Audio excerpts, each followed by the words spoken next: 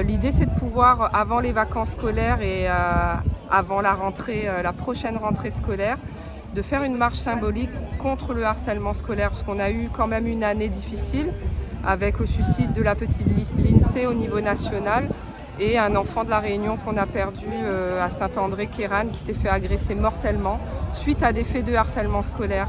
Donc on voudrait dire que c'est plus possible et qu'il faut mettre des moyens en place et une meilleure coordination pour pouvoir lutter contre le cyberharcèlement et le harcèlement scolaire. Il y a les associations de quartier, les associations militantes de l'éducation nationale comme la PEP, les représentants de parents d'élèves. On a aussi des professionnels de l'éducation nationale, des professeurs des écoles, des gens qui sont impliqués toute l'année dans l'éducation de nos enfants, des artistes qui sont mobilisés avec nous comme Kat Stoave, Thierry Goleiris, toutes ces personnes-là, Titi le comique que j'ai croisé tout à l'heure et qui se mobilisent avec nous. On a la RPS qui fait beaucoup de sensibilisation.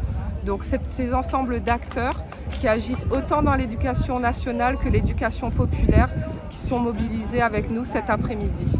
Alors il y a déjà un certain nombre de dispositifs, dont le dispositif phare. Donc c'est un certain nombre d'outils de sensibilisation et des référents anti-harcèlement scolaire dans les écoles, sauf que les moyens sont surtout mobilisés à partir du collège. Et on se rend compte qu'on a pas mal de signalements dès le premier degré, maternelle et primaire, et qu'il y a très peu d'actions de sensibilisation. On se rend compte que le harcèlement commence dès la petite enfance et continue à se perpétrer, se démultiplier jusqu'au lycée. Donc l'idée, c'est de prendre à la racine et de mobiliser plus de moyens sur le premier degré. Et puis l'autre espoir que l'on a, c'est une prise de conscience.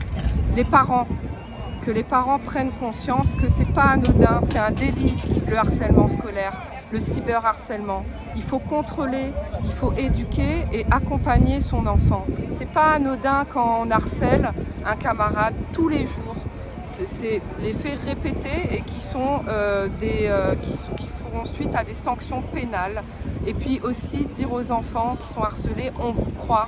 Et que nous les adultes, on n'est pas là pour juger ou minimiser la parole de l'enfant. On est bien là pour être en responsabilité et les accompagner pour qu'ils aillent vers une école plus bienveillante.